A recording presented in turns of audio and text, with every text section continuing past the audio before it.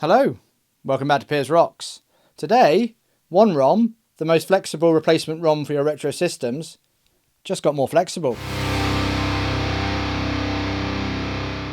Currently, One ROM comes in 24 and 28 pin versions and replaces nearly every EEPROM and masked programmable ROMs that came in this form factor.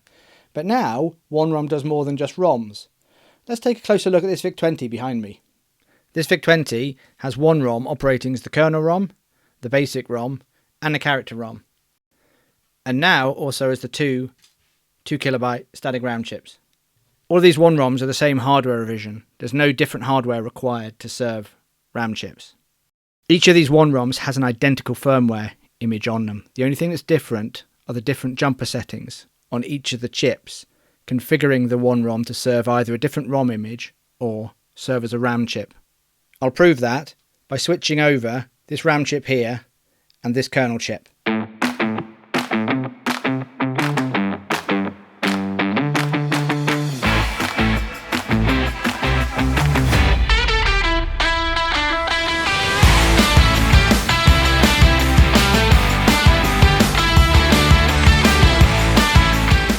Now I just need to change the jumper settings.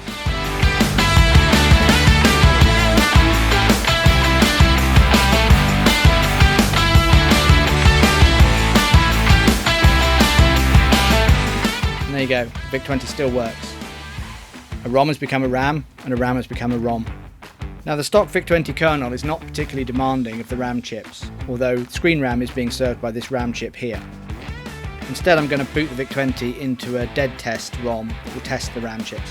So I select the dead test ROM with the jumper settings on the kernel ROM.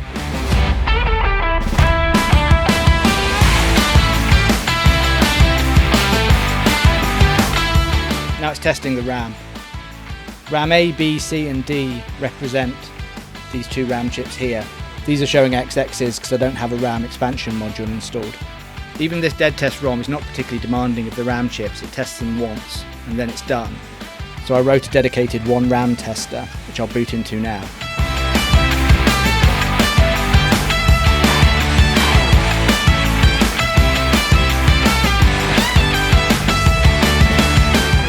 So this tester hammers the RAM chips just as hard as the 6502 is capable of and checks the One RAM implementation. Here's the moment after about 3 days of work. I finally got RAM serving working for the first time. Progress. Watch this.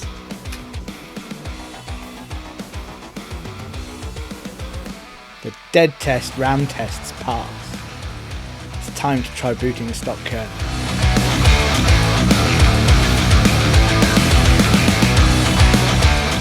Moment of truth.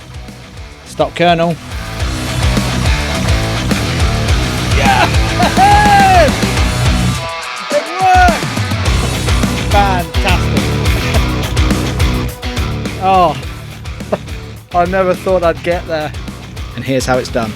So I think the best place to start is looking at the pinouts of the ROM chip and a RAM chip side by side. On the left here we have a ROM chip. This is a 2716 EEPROM, a 2KB ROM chip. On the right hand side we have a 6116 2KB static RAM chip. This goes by other names as well, for example the 2016 static RAM chip. Both these chips have the same capacity of 2KB, and you'll see that the pinouts on both chips are nearly identical.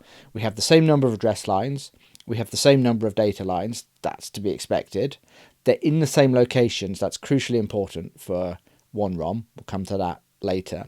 They both have chip select and output enable lines. The only difference is that the RAM chip has a write line or write enable line on the right hand side, whereas the ROM chip, this being an EEPROM, has a programming voltage line there instead. The 6116, when the write line is high, operates just like a ROM chip. It delivers whatever's sitting in its RAM out on the data lines based on the addresses that the address lines are set to. And it will output if both chip enable and output enable are held low, just like a ROM chip will.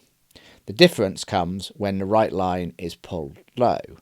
In that situation, the RAM chip will store whatever is on the data lines to the address that's indicated by the address lines.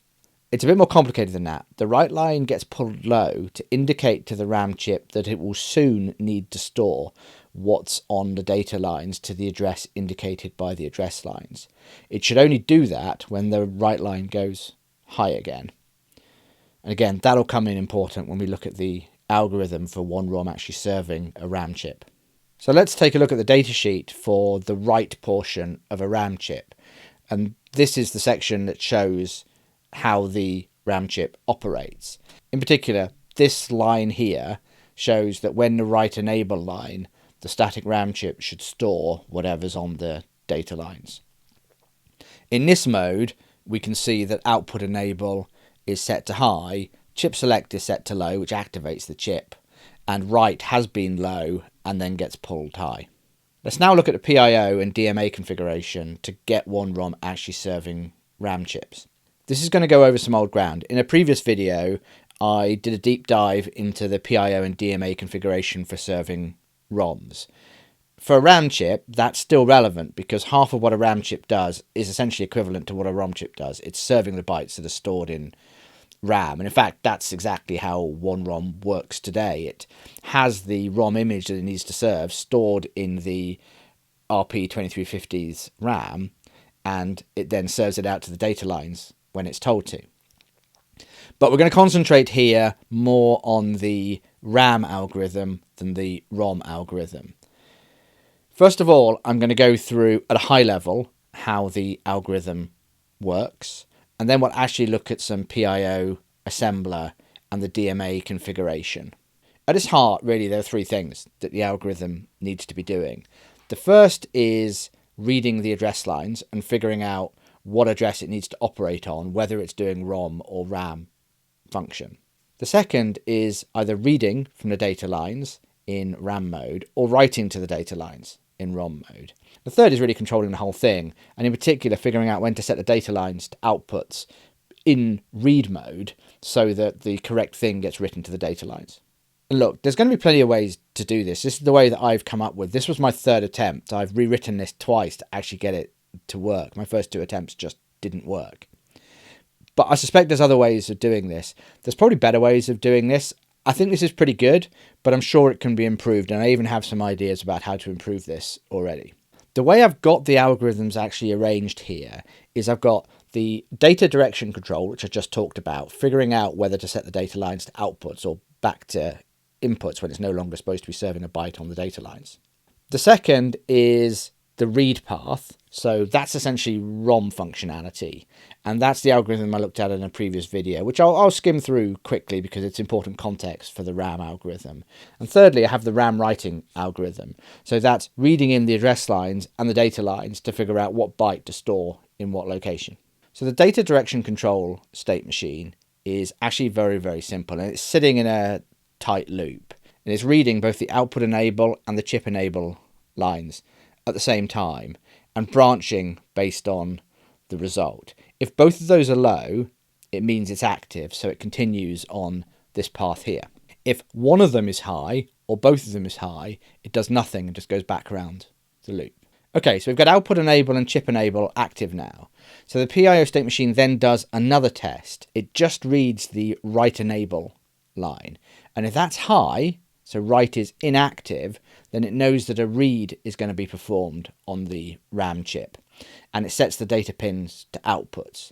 And then it goes back to the active point and reads output enable and chip enable again and does the same thing until one of them or both of them go inactive. So when both output enable and chip enable are active, but write itself is also active, then One ROM knows not to set the data pins to outputs. It takes this path down here. It sets the data pins to inputs, whether they're inputs or not already, doesn't care. And then it goes right back to the beginning. Now, does the RAM chip ever have actually output enable active at the same time as write enable active? I don't know. I've been a bit confused by the data sheets. The data sheets for some of these RAM chips do suggest that that is a valid scenario. But I think the data pins should be set to output, so I'm not quite sure how the RAM chip is supposed to read the data byte in to store into RAM. If any of you are more familiar with the operation of RAM chips and can explain that, please do explain down in the comments for me.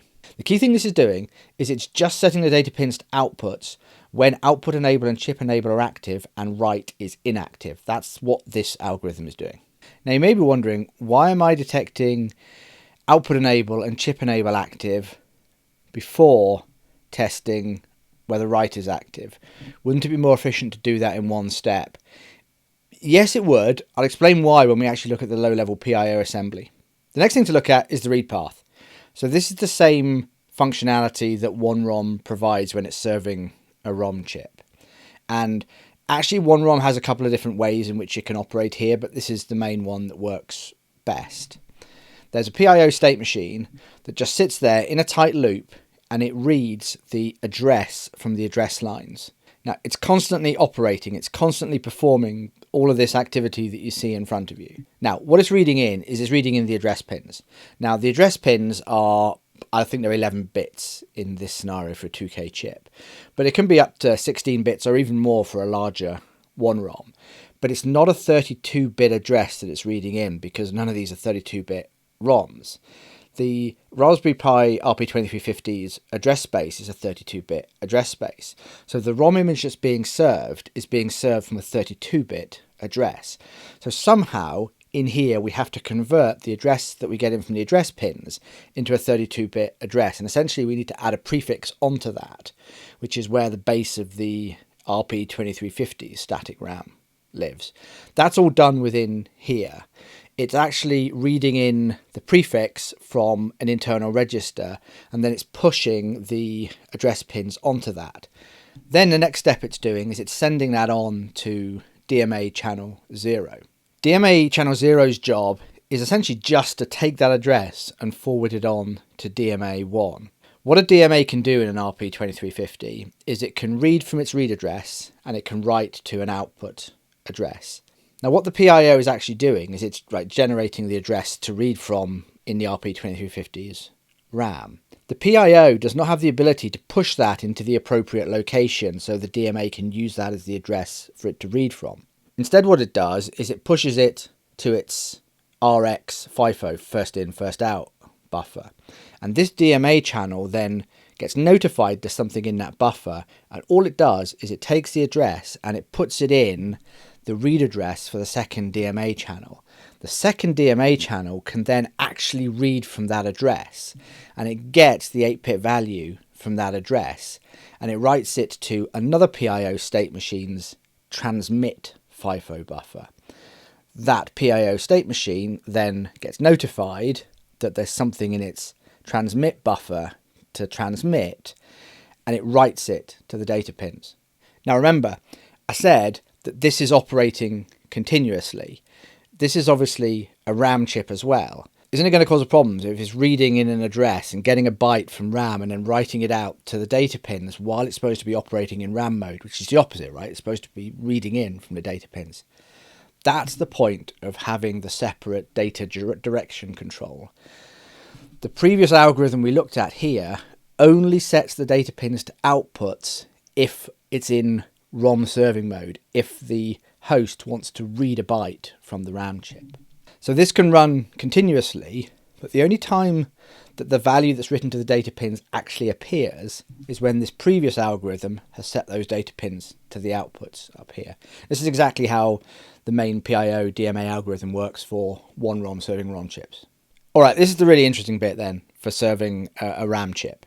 And this is the write path. So this is the host wants to provide a byte and have it stored to the RAM address at the address that it indicates on the address lines. So what One ROM needs to do is it needs to read in the address lines, read in the data lines, and store the appropriate byte into the RP2350's static RAM so that later when it's in read mode, it can read the same byte and serve it out again. This PIO state machine here sits in an infinite loop, testing the combination of chip enable and the write enable lines. Once both of them go active, it triggers two other state machines using a single PIO interrupt. So PIO interrupts can be used within PIO blocks and actually across PIO blocks to trigger activity from one state machine to another state machine.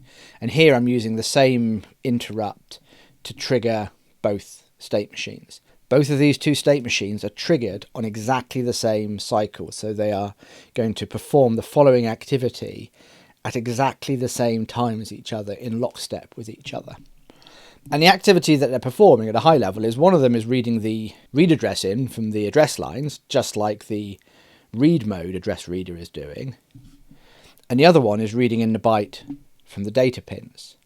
Now, actually, there's a different number of instructions in each of these two state machines. This state machine here takes an additional cycle because it has to do the same thing as the read mode address reader. That is, get the top bit of the RP2350's RAM address, and then secondly, push the address lines into it. The second state machine has one fewer cycle. It just has to read the data pins in. It doesn't have to push anything else in first. So there's an additional no operation instruction on this state machine to keep these two in lockstep all the time. Now, in terms of what these two state machines do next, if write is still active, they do nothing special. They just go around in a loop and do the same thing again. So if write is still enabled, so it's still low, then this PIO state machine will read another address in. This state machine will read the data pins in again, and they throw away what they read in before, right? They haven't stored those off. They only trigger the actual write to RAM once the write line goes inactive. Remember when we looked at the data sheet, when the write line goes high, that's when the RAM chip has to store the value that's on the data pins in the address indicated by the address pins. So that is then triggered at the same time within both state machines. The first state machine, the one that has the address, pushes that into the first DMA channel. Here it's DMA channel 2 because we're using 0 and 1 for the read path.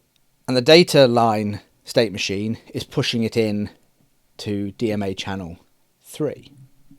DMA channel 2 has to do exactly the same trick as DMA channel 0 does, which is essentially just read in the address from the RX FIFO for this state machine here and send it on to this DMA channel. And then as soon as DMA 3 receives that from DMA 2, it is triggered and it stores the byte it finds in its read address, which is this one, and it writes it to the address it just got from DMA 2. So that means that we are using the address and the data lines that were sampled at an identical moment in time, so they'll be consistent with each other. By the time DMA3 activates, the data that it needs to write into RAM is just sitting where it needs it, right? It's sitting in the RX FIFO of this state machine. The indirection is not needed because it doesn't contain an address, it contains an actual value, the data value to store into the address which was sent it by DMA2. And then all three state machines here, once they've done that, once write has gone inactive again, they go back to the beginning. These two ones then sit and wait on the interrupt happening again. And the one that actually triggered the interrupt in the first place, while these two state machines were operating, was sitting doing nothing, was just monitoring the chip enable and the write enable lines. Once write goes high again, it's going to rearm and start all over again. There's one additional complexity here. I found that with the static RAM chip in the VIC-20, occasionally the write line would just bounce low for a very short period of time. So when we look at the PIO assembly for this state machine here, we'll find it's doing a double read of these pins, and only if both reads say they're both active does it actually progress. That was actually one of the main problems I had with getting this version of the algorithm working, was figuring out that that was happening. So hopefully that makes sense. Right, we've got the data direction control, which is deciding whether to set data lines to outputs or inputs, and mostly they're inputs. We have the read path that operates just like the read path operated in One ROM serving a ROM. And then the new stuff is here, which is the write path, which is actually fairly involved. And this was the bit that took a few goes to get right. In terms of looking at the PIO assembly code that's executing on the PIOs, the way that One ROM actually constructs the instructions that get written to the PIOs and the PIOs subsequently execute, it's all dynamically generated at runtime using a bunch of C macros that I've implemented to essentially build an inline runtime PIO assembler using these C macros. This is not the easiest way to look at the PIO assembly code. Fortunately, in debug mode, One ROM also includes a PIO disassembler. So once it's constructed all the instructions it's going to write to the PIOs, it disassembles them and logs them out. So that's what we're going to take a look at. I've flashed a debug version of One ROM using the RAM serving functionality to one of the chips here. And what we're looking at now is the debug logging when it started up. So it logs a bunch of configuration information, and then it logs the actual PIO assembly for each of the state machines. So I'm going to go through this in the same order that I went through the diagrams explaining how the algorithms worked. And the first PIO to look at is the data direction control state machine. That's actually in PIO block 2 state machine 0, so this one.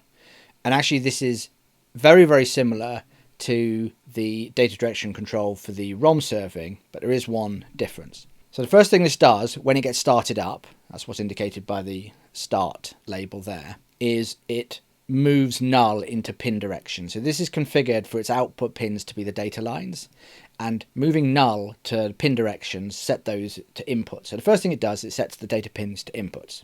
Then it reads its input pins into the X register, and the input pins here are configured to be chip enable and output enable. And if they are positive, it jumps back to the beginning, setting the pins to inputs and then testing them again. So this instruction, jump X minus minus, tests X, which is where we put the pin value into, and then it decrements it. Now, we don't care about the decrement because it happens after the test, and we're not going to use the X value again. We use this because there's no jump X. We have to use jump X minus minus instead. If both of those are 0, this test will fail and the state machine will continue. The next thing it does is a new instruction in the RP2350 PIOs. It's not included in the RP2040, and that's jump pin. This is a completely different pin to the input pins and also the output pins for the state machine, and this is configured to be the write pin. And it jumps if that pin is 1. So it jumps if write is inactive, and it jumps to instruction 5. Instruction 5 sets the data lines to outputs. Then it hits this wrap and it goes back to this instruction here and it tests again. So it runs on an infinite loop. If write is active, if it's low, this will fail. It will move to the next instruction. It will jump back to here and it will set the pin directions back to input. Now earlier I said it would be possible to get the test for this state machine down to a single instruction, that I was currently testing chip enable and output enable in one step and write active in a second step. How would I collapse it down, and why am I doing it like this? The way I would collapse it down is I would invert the sense of the write enable line. Normally it's 1 for inactive, so read mode, and 0 for write mode. I can flip the sense of a pin in hardware before the PIOs actually read it. So a 1 reads as 0 and a 0 reads as 1. That would allow me to see the chip enable and output enable and read mode pins all as 0 when the data line should be set to output, and then do that as a single jump here. And that would make this code have fewer instructions and be more efficient. But it would also change the sense of that write active line for subsequent state machines and would make the code of those state machines more complex. So on balance, I've decided to leave this state machine as it is and leave the state of the write enable line as it is. The next PIOs to look at are the two for the read chain. So when the device is operating in RAM mode. Remember, we've got an address reader PIO, and then we've got a data writer PIO, and there's a couple of DMAs that we'll look at briefly in between those. So the address reader is here, and it's literally just these two instructions operating on a loop.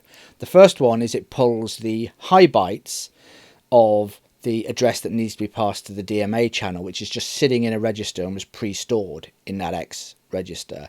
It reads that in to its shift register, and then it reads the address lines from the actual ROM or RAM chip. Here there's 11 address bits into that shift register, shifts the other ones along, and then it has a 32-bit address.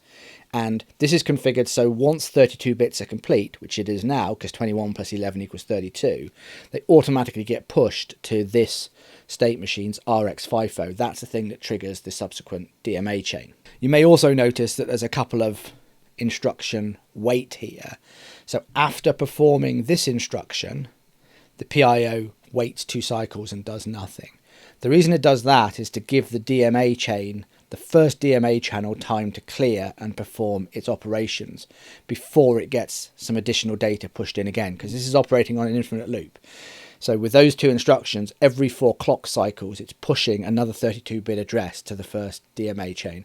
I found that that is how long the first DMA chain takes to operate, and if you take 4 instructions, things don't back up. If you take 3 instructions, they sometimes back up. What I think happens is if you've got a debugger attached, you can sometimes create some contention on the RP2350's SRAM that causes it to add a 1 cycle stall into the DMA, and then everything backs up and it all falls apart. So this seems to be the sweet spot, 4 instructions for this PIO. Then there's the 2 DMA chains, right? One is reading in that address and writing it to the second DMA chain, and then the second DMA channel is reading the byte from RAM and writing it to the subsequent PIO. That PIO lives down here and is literally just 1 instruction. It's sitting waiting for something coming in on the transmit FIFO. It's reading it in and it's outputting those 8 bits to its output pins, which are the data lines. And then it's going around and it's starting again, waiting for more data, and just sitting in an infinite loop, waiting for more data, and constantly writing whatever it gets into the data lines. Remember, this state machine, whenever it's getting data, which will be every 4 cycles because of how fast the address reader state machine is running, it's getting bytes to write out every 4 cycles and it's writing those out. They only actually get reflected on the data pins on the chip when this state machine that we looked at first decides to set the pin directions to outputs. So that's the entire ROM algorithm, or RAM read algorithm. We now need to look at the RAM write algorithm, which is actually storing something into RAM based on what the host has told us. Where we're going to start is this state machine, PIO block 0 state machine 0.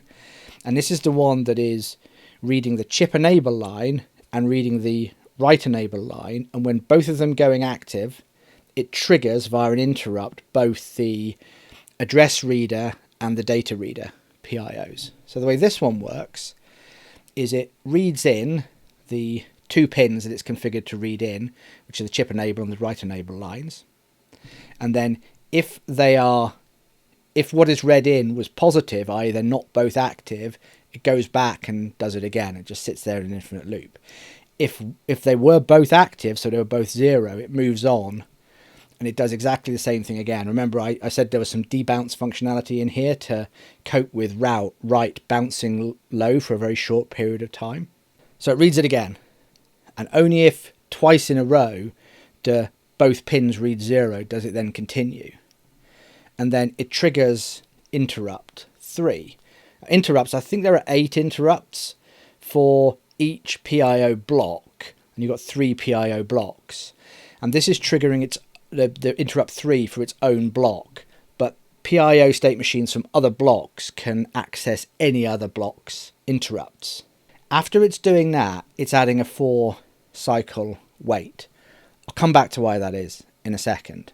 So it's waited for a little bit of time, and then it's reading its pins again, and if they are still active, it goes back and reads them again, and keeps on going until they go inactive, until at least one of them goes inactive, and then it jumps right back to the beginning and starts the algorithm all over again. The reason I added this 4 cycle wait in here is because I don't want this state machine to decide write has gone inactive and then go back and potentially start again and re-trigger before the 2 state machines it triggered with this interrupt last time are ready for that.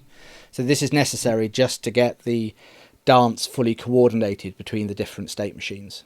So the next thing to look at is, well, there's 2 state machines that are triggered by this interrupt. We'll look at the address reader state machine first, then we'll look at the data reader state machine. So the address reader state machine for the RAM write functionality is this one, PIO block 1. This state machine actually starts at its first instruction, not its 0th instruction. So when it's kicked off, it starts here. So this state machine is waiting for an interrupt to go high. And it's waiting for interrupt 3 from the previous PIO block. Remember, the state machine that triggers this and the data reader is in a different PIO block, and it's in PIO block 0, and this is PIO block 1. So this tells it precisely which of the interrupts in which block to wait for. Now at the end of this cycle, this interrupt gets automatically set to 0, but it's not till the end of this cycle. That's important. We'll come back to why in a few minutes. The next thing it does is the same thing as the ROM data reader. It reads in a preloaded value from the X register into its shift register, and that's the top 21 bits of the address it's going to want to write a byte to in the RP2350's RAM. And then to complete that address, it reads in 11 more bits from the address pins. So the final instruction it's performing here is it's testing the pin that is configured explicitly in the exec control register, just like the previous state machine we talked about, which is the write enable line. And if that's 1, so if it's inactive, which means it's gone inactive, because remember this state machine is triggered when it went active, then it goes to instruction 0 and pushes that address into the DMA chain, into DMA channel 2. If write is still active because it's low, it doesn't do that push, it wraps back to wrap target, and it just reads the next address, and it just sits reading addresses until the write pin goes inactive again, and then it pushes the address into the DMA chain. The final state machine to look at is this data reader state machine, which is triggered at exactly the same time as that address reader we just looked at. And again, it's very similarly structured, so it starts in instruction 1, not instruction 0. And it's performing exactly the same wait as the address reader. It's waiting for an interrupt to go 1, and the interrupt it's waiting for is interrupt 3 in the next PIO block, because this is in PIO block 2, so the next one is 0, it wraps. So it's the same exact IRQ. And at the end of this instruction, this IRQ gets automatically set to 0. Because this PIO state machine and the address PIO state machine are perfectly synchronized, they are both waiting for the interrupt, the same interrupt on the same cycle. When that wait gets triggered, the interrupt gets set automatically to 0 at the end of the cycle. That means that you can use both state machines to wait on the same interrupt, so long as they're waiting on the interrupt at the same cycle. If they were waiting on it at different cycles, one would get triggered and one wouldn't, and instead you'd have to use 2 interrupts. Because they're perfectly synchronized, you can use the same interrupt. Now, in reality, I'm not sure that optimization gains you anything, but it's elegant and I like it, so I did it. Now, the next instruction is a no operation, because we want this to be perfectly synchronized with the address reader. And what the address reader is doing on this cycle is it's reading in the top 21 bytes from the X register. This doesn't need to do it because all it's reading in is the 8 data bits. So it waits for one cycle, and then it reads the 8 data bits in at exactly the same time as the address reader read the 11 data lines in. So they're both perfectly synchronized. They were read from the hardware at exactly the same time. And then it's doing the same test, right? It's going, is write active or inactive? If it's inactive, I know it's gone inactive. I know I should push it into DMA 3. And that means, combined with the address reader PIO, that both DMAs have been given the right data and the right byte will get written into RAM. So that's really the secret of One ROM's RAM serving, is this coordination between the address reader and the data reader PIOs. Them both getting data into their 2 DMAs at the same time, and the DMA chain doing the work. Now, I said we'd briefly look at the DMA configuration as well. So what we're looking at here is the DMA configuration for the RAM read functionality. So that's ROM serving functionality. So this DMA channel is being given the address to read a byte from this PIO state machine's receive FIFO. And it's being triggered here when data appears in that RX FIFO. And it's writing it to the next DMA channel's read address trigger register. This is actually going to kick this next DMA channel here to do something once this first DMA channel writes the read address into this location. And this will run forever, but it will only actually be triggered by more data appearing from the address reader state machine. That's every 4 cycles, as we've seen.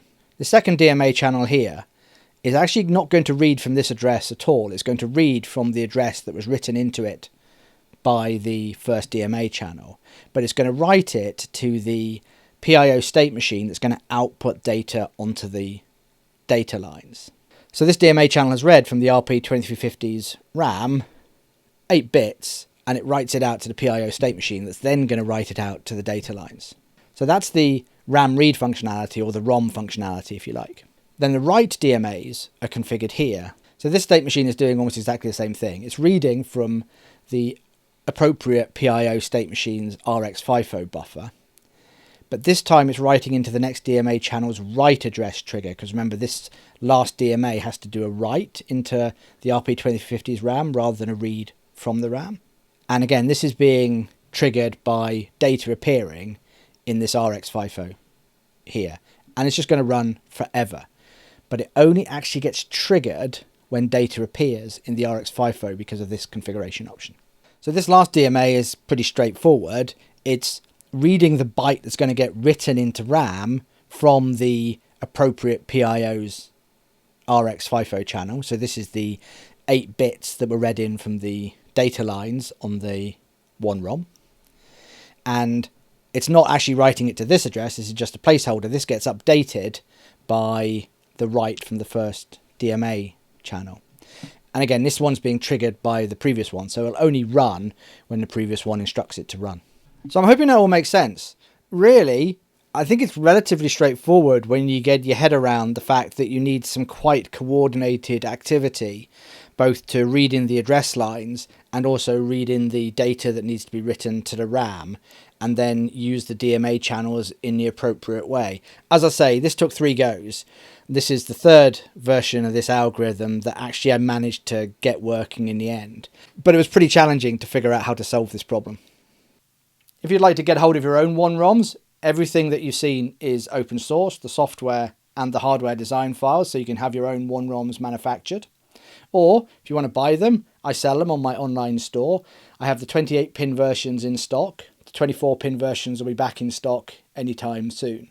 The RAM functionality that you've seen today is available on the 24-pin version of One ROM, currently on hardware revisions C and later. If you've got an A or a B and you're really keen to see RAM functionality, hit me up in the comments, and it might be possible to implement the RAM serving functionality for those hardware revisions as well. I haven't yet implemented RAM functionality for the 28-pin ROMs, just because I don't have any systems that use 28-pin RAM chips of the same form factor as One ROM. But again, if you're interested in seeing that, please do hit me up down below or in the discussions for the GitHub project. I hope you found that video interesting and useful. If you did, please do consider sticking around for the next one. At some point, I need to get the firmware working for the 40-pin 16-bit version of One ROM that I laid out a few weeks ago. So, until then, rock on.